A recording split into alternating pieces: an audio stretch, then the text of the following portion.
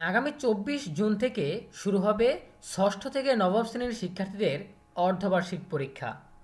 অর্ধবার্ষিক পরীক্ষার প্রশ্ন কেমন হবে, প্রশ্ন কারা করবে, রুটিন কবে দিবে, সিলেবাস কতটুকু, এ বিষয়ে বিস্তারিত আলোচনা করব আমাদের আজকের ভিডিওতে। শুরু করার আগে সবার কাছে ছোট্ট একটা রিকোয়েস্ট করছি, যারা এখনও আমাদের চ্যানেলটিকে সাবস্ক্রাইব করনি তারা এখনই সাবস্ক্রাইব করে রাখো, তাহলে শিক্ষা সম্পর্কিত সকল তথ্য এবং পরামর্শ সবার আগে পেয়ে যাবে। প্রিয় শিক্ষার্থীরা, তোমরা যারা ষষ্ঠ থেকে নবম শ্রেণীতে পড়াশোনা করছো, তোমাদের 2025 শিক্ষাবর্ষের শিক্ষাপঞ্জি অনুযায়ী আগামী 24 জুন মঙ্গলবার থেকে অর্ধবার্ষিক পরীক্ষা শুরু হবে। তোমাদের রমজান এবং ঈদের ছুটি শুরু হয়ে গেছে। ঈদের ছুটি শেষ হওয়ার পর স্কুল খুললে প্রায় 2 মাসের মতো ক্লাস হবে। তারপর আবার ঈদুল আজহার ছুটি চলে আসবে, আর ঈদুল আজহার পর যখনই শিক্ষা প্রতিষ্ঠান খুলবে তখনই তোমাদের পরীক্ষা শুরু। এখন এই 2 মাসের মধ্যেই তোমাদেরকে অর্ধবার্ষিক পরীক্ষার জন্য প্রস্তুতি নিতে হবে। প্রস্তুতি নেওয়ার আগে তোমাদেরকে বেশ কিছু বিষয় আগে থেকে জেনে নিতে হবে। যেমন, তোমাদের প্রশ্ন কীরকম হবে।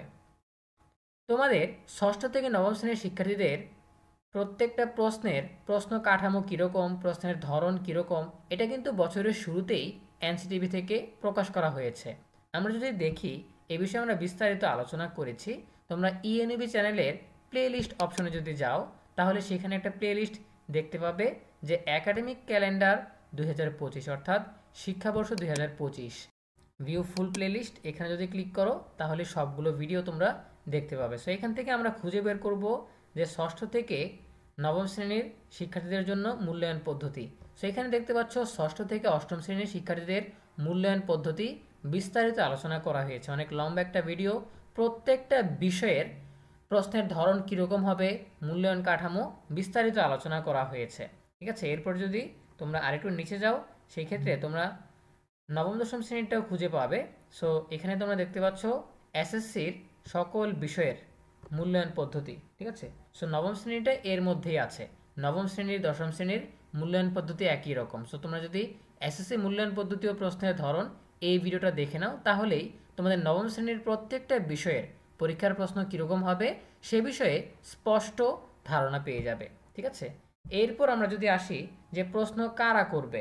দেখো, গত 2 বছর যাবৎ তোমরা দেখেছো যে এনসিটিভি থেকে অর্ধবার্ষিক পরীক্ষার বা ষান্মাসিক মূল্যায়নের প্রশ্ন দেওয়া হতো, কিন্তু যেহেতু এখন আবার পুরনো শিক্ষাক্রমে ফেরত যাওয়া হয়েছে, এজন্য আগের নিয়ম অনুসারেই চলবে। কেমন, সেটা হচ্ছে তোমাদের নিজস্ব স্কুল থেকেই স্কুলের শিক্ষকরাই তোমাদের প্রশ্ন তৈরি করবেন।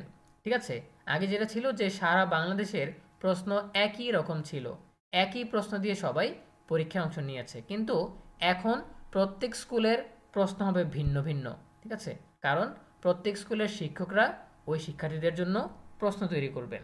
আচ্ছা, এরপর যে প্রশ্নটা আসে তোমাদের, সেটা হচ্ছে পরীক্ষার রুটিন কবে দিবে। দেখো, তোমাদের পরীক্ষা শুরু হবে 24 জুন থেকে। এখন কোন দিন কোন বিষয়ের পরীক্ষা হবে সেটা কিন্তু স্কুল কর্তৃপক্ষ ঠিক করবে। প্রত্যেকটা স্কুল তাদের শিক্ষার্থীদের জন্য আলাদা একটা রুটিন প্রণয়ন করে দিবেন।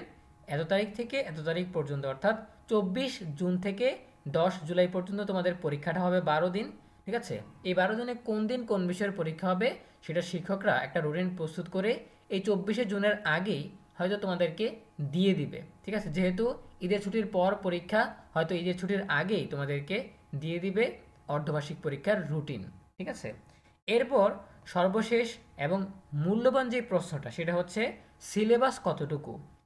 সিলেবাস কতটুকু সেটা নির্ভর করছে শিক্ষকদের উপর, কারণ হচ্ছে সময় খুবই কম, 2 মাস হয়তো ক্লাস হবে। এই 2 মাস সময়ের মধ্যে, অর্থাৎ অর্ধবার্ষিক পরীক্ষার আগে শিক্ষকরা যেই বিষয়ের শিক্ষক যতটুকু বইয়ের অংশ শেষ করতে পারবে, ঠিক আছে, যতটুকু বইয়ের অংশ শেষ করতে পারবে সেটাই হচ্ছে তোমাদের অর্ধবার্ষিক পরীক্ষার সিলেবাস। তবে সব শিক্ষকরাই চেষ্টা করবেন বইয়ের অর্ধেক পর্যন্ত শেষ করতে। ঠিক আছে, তাদের টার্গেট থাকবে যে বইয়ের অর্ধেক পর্যন্ত পড়িয়ে শেষ করা। এখন তোমাদের জন্য সিলেবাস হচ্ছে যে স্যাররা অর্ধবার্ষিক পরীক্ষার আগ পর্যন্ত যতটুকু পড়িয়ে শেষ করতে পারবেন সেটাই তোমাদের অর্ধবার্ষিক পরীক্ষার জন্য সিলেবাস। ঠিক আছে, সো আমরা আলোচনা করলাম অর্ধবার্ষিক পরীক্ষার প্রশ্ন কেমন হবে, কোথা থেকে প্রশ্ন আসবে, রুটিন কবে দিবে, সিলেবাস কতটুকু। আমরা যেই প্রশ্নগুলো তোমাদের মনে আসে সেগুলো তুলে আনার চেষ্টা করেছি।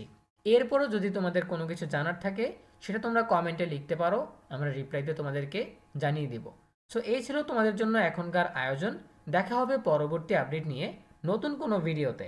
সেই পর্যন্ত তোমরা সবাই ভালো থাকো, সুস্থ থাকো, নিরাপদে থাকো এবং সবসময় ইএনইউবির সাথেই থাকো।